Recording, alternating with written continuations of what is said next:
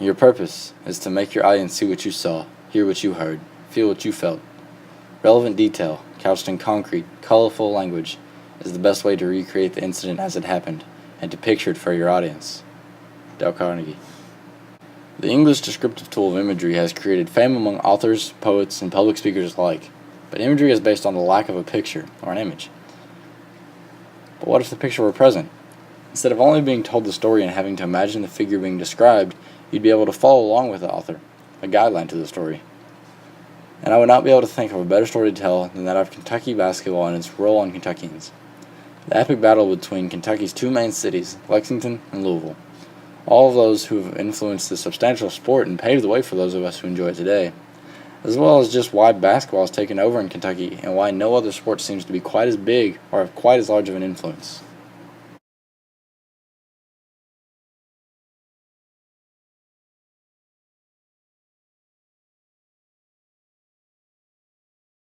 This picture does not have brushstrokes. It doesn't focus on religion or 15th century French realism.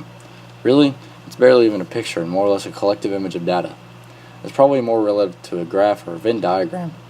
So why would I choose to discuss why basketball is important in the state of Kentucky? This image is a screenshot from a show on ESPN. Sports Nation is known for its witty sports humor and its several collective polls on relative topics. This poll was taken on one of the first days of the 2011 college basketball season. That day, and a few hours before it, was known for 26 hours of non-stop college basketball. This poll shows that the North generally was going to watch more basketball than Southern states were, as there are more green Northern states than Southern. However, and it's ironic that the color happened to be blue, the lone state of Kentucky is the only state that had enough people designate that they would watch as much college basketball as possible during that 26-hour span. When looking at the three main states with the most college basketball wins, you look at North Carolina, Kentucky, and Kansas. North Carolina and Kansas fell under the "a little" category. So why is Kentucky that much more interested in college basketball than others?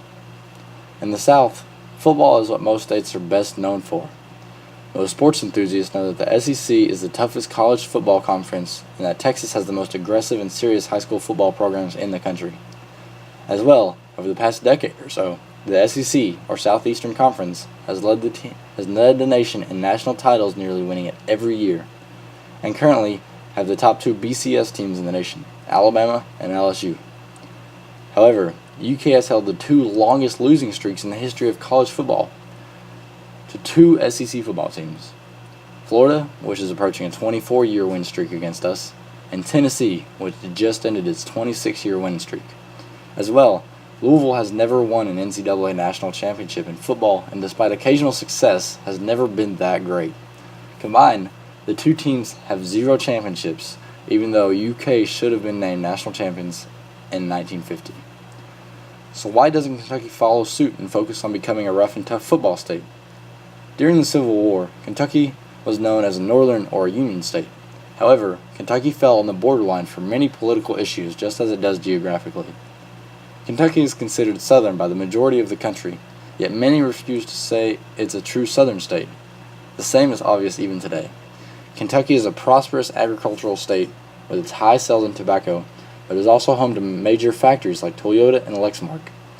As well, its population is also borderline. Many of its inhabitants lead a Southern lifestyle, religiously based, growing up on family values that are common with those in the South, but many are also living more modern and Northern lifestyles. On a side note, the city of Lexington is one of the most gay-friendly cities in the country, and based on religious views in the South as well as political tendencies, this seems to point to a northern city. However, it's located in Kentucky. Although basketball isn't a northern thing or even a southern thing, Kentucky has adopted it as its own. Between the two colleges, UK and U of L, have 9 combined national championships in basketball, 32 combined conference titles, and host the number 1 and number 10 attendance titles. But my point was that the South is known for football, and Kentucky seems to take the path of least resistance. Why? Kentucky and Louisville have been decent at best in football over the past 5 years. Also, Louisville, Kentucky is home to the number 2 team in the nation in high school football, Trinity. So why is it that Kentucky is known for football and not for its high school team, Trinity? Because nobody cares about one high school team. Nobody wants to follow two mediocre teams scratch and claw away at their chances to go to a bowl game. Which leads me to my final point. Kentucky is proud to claim basketball as its own because people around the nation want to watch the best of the best. They want an epic battle between UK and U of L. They want high scores and high-flying athletes. And because of influential people like Adolph Rupp and the betraying Rick Pitino, each team has been able to claim its spot among the best of the best. So in the simplest possible way to say it, Kentucky, as a state, chooses basketball over football every single day because of the rich history in winning. The fact that a Kentuckian can go up to someone in Texas and say, "You can go watch some high schoolers throw a pigskin around, and I'm going to go cheer on my Cats as they put on a show for the whole nation," makes basketball all the more important. To end, I'd like to reiterate a point I heard from my pastor. While referencing a story, he said, "Small towns live for the local high school game." Thinking about that quote, you can make certain ties to Kentucky and its teams. Kentucky isn't a large state. It's not one of the richest, and it's definitely not most glamorous. So it sits patiently and waits for college basketball. Our next picture has to deal with arguably the most influential man in college basketball regarding the state of Kentucky, Adolph Rupp. The dilemma at hand concerning Rupp's importance during his coaching career is the degree of his stand on racial segregation. The term racist has been thrown around to degrade his coaching accomplishments by those who are not familiar with his works. Through his 50-year career at UK, he only recruited one black player. But does this mean the man was a racist? According to dictionary.com, the term racism can be defined as follows: a belief that inherent differences among races determines individual achievement, involving the idea that one's race is superior and has the right to rule others. Discrimination, hatred, or intolerance of another race or races. The above picture is of Coach Rupp assisting in the teaching of basketball to German players, specifically a black player in the given picture. Rupp was coaching the U.S. Olympic team at the time and happened to be holding a clinic in Germany. Now, glancing at the picture, I'm unable to find a man with hatred or intolerance for another race. I only see two older men directing a helpful clinic to two willing players. Now, back to my earlier point. People point out that Rupp was only responsible for one African American player at Kentucky. However, the thought of bringing black players in an unsafe environment, like the states of Alabama or Mississippi, must not have positively influenced his decision to recruit African American players. Nonetheless, Rupp's only black player was the 7-foot center Tom Paine from Louisville, Kentucky, in which he is later regarded saying that he missed Tom Paine and his style of play after he was recruited to the NBA. Although this may have been his only black recruit at UK, he was responsible for more than just one step toward desegregation. While coaching at a small high school in Illinois, he started a black player for 3 years. This was his first coaching job, and he was already taking forward steps. This was nearly unheard of during his time as well. During one of his tours as a coach for the U.S. Olympic team, he picked an African American player to join his team. For his time, all of these acts seemed to be made with forward thinking. People like to compare him to standards we have in modern society where the slightest bit of racism is quickly exhausted, and which it rightly should be. But to compare a man born on a farm in Kansas during the early 1900s, before most major civil rights movements, to someone considered a racist nowadays is completely unfair. Most of the general population during the time of his life was, in some way or another, racist. And that is why these false accusations should never hinder the several accomplishments Rupp achieved at UK. A 4-time NCAA title winner, becoming the winningest coach in the history of the sport, as well as transforming Kentucky into a basketball powerhouse, officially declares him as one of the most influential people out there. But Coach Rupp hasn't been the only significant person Kentucky has been blessed with. S.T. Roach also played a major role in the desegregation of basketball.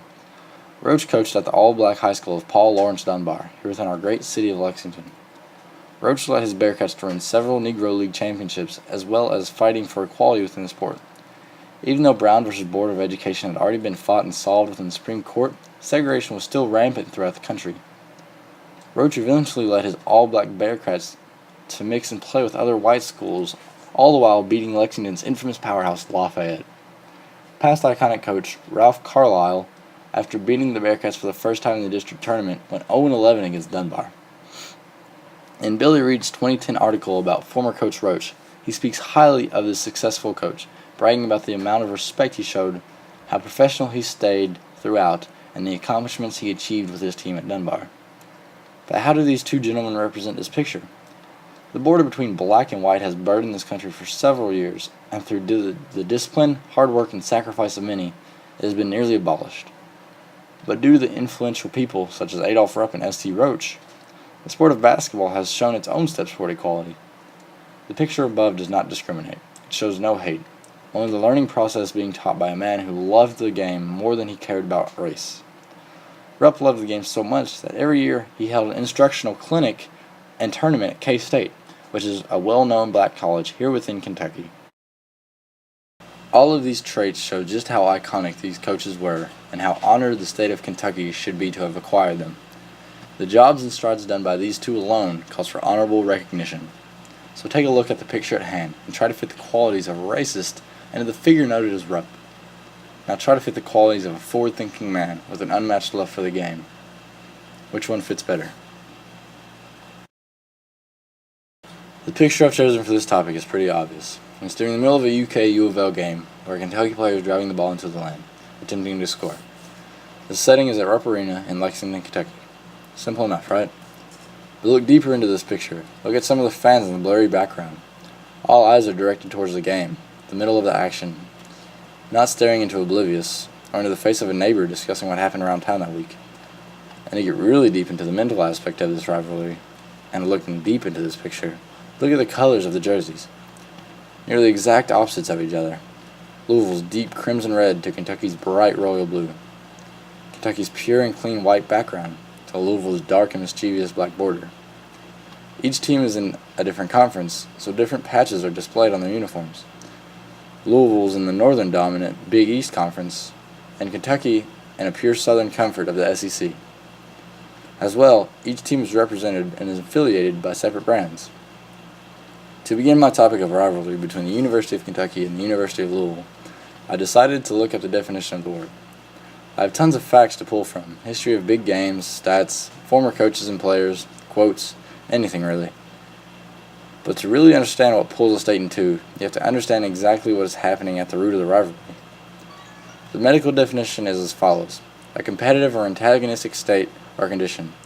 And to further the definition, the meaning of an antagonistic state is acting in opposition, opposing, especially mutually, hostile or unfriendly. As a true-born Kentucky fan, this rivalry really hits home to me.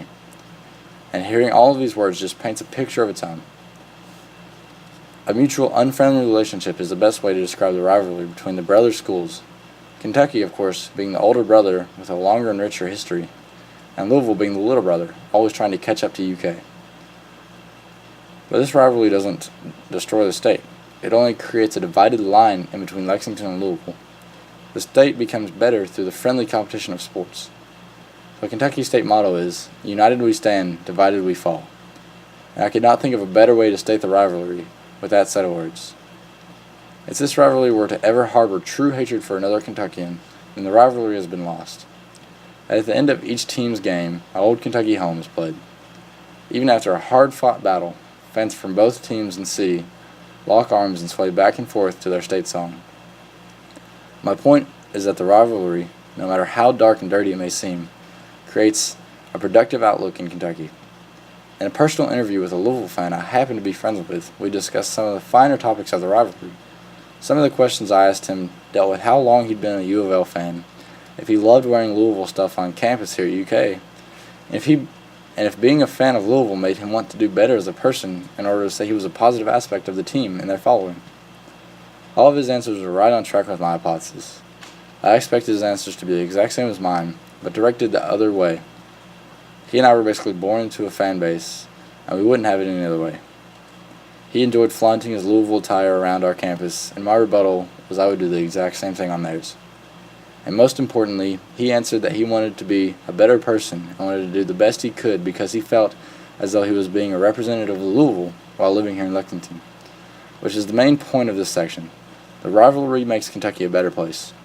Each and every fan wants to be a helpful ambassador for his or her team, and that is why basketball in Kentucky has created a niche deep within the state. It has a spot in the lives of almost every Kentuckian and will continue to brighten the days of fans not only worldwide but across the nation.